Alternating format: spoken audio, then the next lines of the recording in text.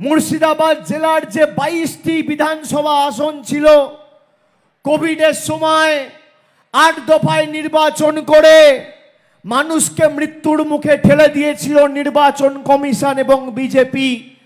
তারপরেও আপনারা নিজেদের জীবন বিপন্ন করে ভোটাধিকার প্রয়োগ করেছিলেন পোলিং বুথে গিয়ে।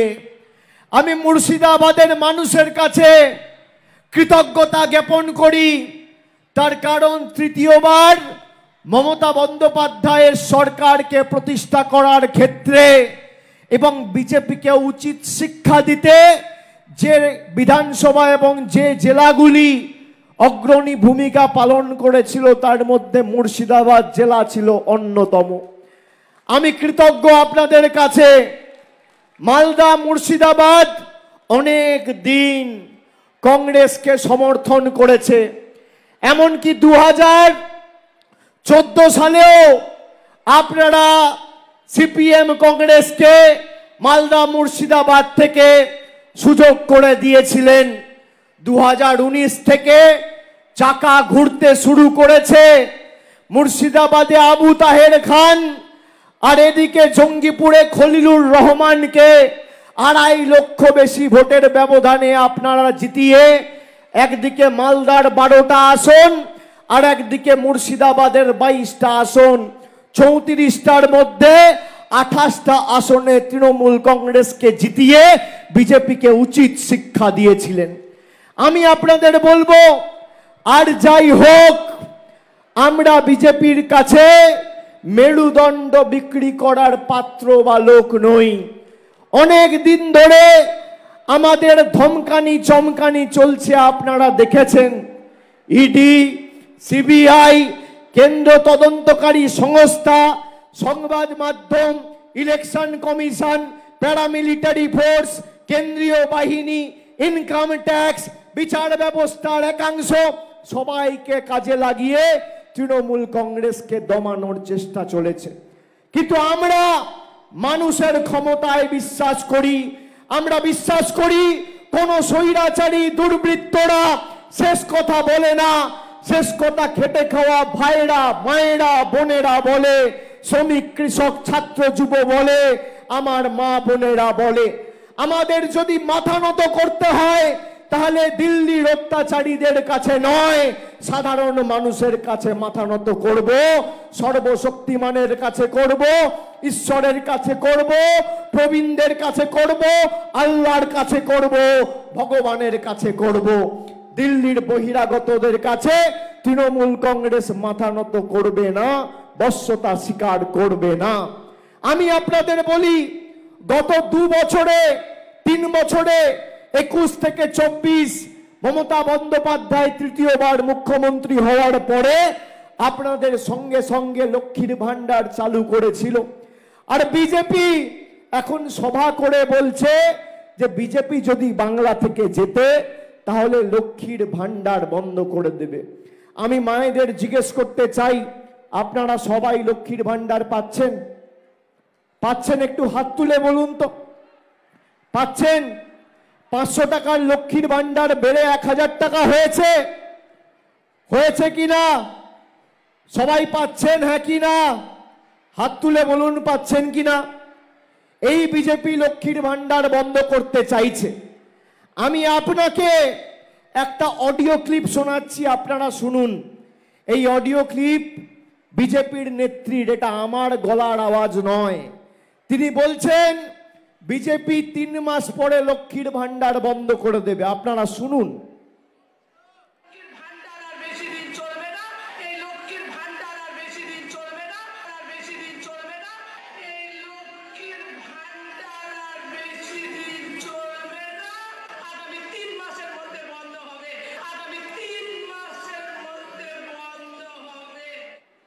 এটা কার গলার আওয়াজ জানেন? কুচবিহারের বিজেপি নেত্রী দীপা চক্রবর্তীর। এটা তো আমার গলার আওয়াজ নয়। আজকে প্রায় 7 থেকে 8 দিন হয়ে গেছে এই বিজেপি নেত্রী প্রকাশ্যে সভা করে বলেছে 3 মাসের মধ্যে লক্ষ্মীর ভান্ডার বন্ধ করবে। বিজেপি মানুষের কাছে ক্ষমা পর্যন্ত চায়নি। যারা লক্ষ্মীর ভান্ডার বন্ধ করতে চায় মায়েরা, আগামী 7 তারিখ তাদের উচিত শিক্ষা দেবেন কি দেবেন না? দেবেন কি দেবেন না? দেওয়া উচিত কি না? যারা মানুষকে এতদিন ধরে নিপীড়িত, বঞ্চিত, লাঞ্ছিত, অত্যাচারিত করে রেখেছে তাদের উচিত শিক্ষা দেওয়া কি উচিত কি উচিত না? আপনি দেখুন, আজকে প্রায় 7 দিন 10 দিন হয়ে গেছে, কোন কংগ্রেস নেতা, কোন সিপিএম নেতাকে দেখেছেন এর বিরুদ্ধে একটা সাংবাদিক বৈঠক করে বিজেপিকে আক্রমণ করেছে? যে মায়েদের লক্ষ্মীর ভান্ডার মূল্যবৃদ্ধির সময়কালে, যেখানে দৈনন্দিন জীবনের নিত্য প্রয়োজনীয় জিনিসের দাম আজকে আকাশ ছোঁয়া, যেখানে ভারতবর্ষের কেন্দ্র সরকার এবং দেশের প্রধানমন্ত্রীর নেতৃত্বাধীন বিজেপি সরকারের জনবিরোধী নীতির কারণে আজকে 3 টাকার ডিম 7 টাকা, 40 টাকার ডিজেল 92 টাকা, 50 টাকার পেট্রোল 100 টাকা, 400 টাকার রান্নার গ্যাস 1000 টাকা, 50 টাকার সরষের তেল 200 টাকা লিটার, পাতি লেবু 180 টাকা কেজি, চা পাতা ছিল 110 টাকা, আজকে 280 টাকা কেজি, রসুন ছিল 70 টাকা কেজি, আজকে 430 টাকা কেজি। মমতা বন্দ্যোপাধ্যায় যদি লক্ষ্মীর ভান্ডার না দিত সংসার হয়তো চলতো, কিন্তু আর্থিক টান তো সবার পড়তো, অস্বীকার তো করতে পারবেন না। একটা পরিবারে 3 জন মহিলা থাকলে বছরে 36,000 টাকা করে আপনি 1 এপ্রিল থেকে লক্ষ্মীর ভান্ডার বাড়ার পর এখন আর মাসে 500 নয়, মাসে 1000 আর বছরে 12,000 টাকা পাচ্ছেন। একদিকে মোদী সরকার আধার আর প্যান কার্ডের লিঙ্ক করার নাম করে আপনার থেকে 1000 টাকা করে নিয়ে দিল্লিতে চলে যাচ্ছে, আর অন্যদিকে আমাদের সরকার লক্ষ্মীর ভান্ডার করে ডাইরেক্ট ব্যাংক ট্রান্সফারের মাধ্যমে আপনার অ্যাকাউন্টে 1000 টাকা করে মাসে পৌঁছে দিচ্ছে। আপনি বলুন অস্বীকার করতে পারবেন? পারবেন না। আজকে কংগ্রেস বিজেপির বি টিম হয়ে, সিপিএম বিজেপির বি টিম হয়ে এই বাংলায় কাজ করছে। আপনারা দেখেছেন 2023-এ জুন মাস থেকে আমরা চেয়েছিলাম যে এখানে কংগ্রেসের সাথে আমাদের জোট হোক। একদিকে রাহুল গান্ধী, সোনিয়া গান্ধী দিল্লিতে, কর্ণাটকে, মহারাষ্ট্রে, বিভিন্ন জায়গায়, বিহারে মমতা বন্দ্যোপাধ্যায়কে পাশে বসিয়ে বলছে যে আগামী দিন বিজেপিকে উৎখাত করতে আমাদের তৃণমূলের দরকার রয়েছে, তৃণমূল অগ্রণী ভূমিকা পালন করবে। আর একদিকে এখানের ব্রাঞ্চ অফিসের ম্যানেজার কংগ্রেসের অধীর চৌধুরী সেই একই দিনে মোহাম্মদ সেলিমের সাথে সভা করে ধূপগুড়িতে তৃণমূল কংগ্রেস আর মমতা বন্দ্যোপাধ্যায় আর আমার বাপ্পা পান্ত করছে।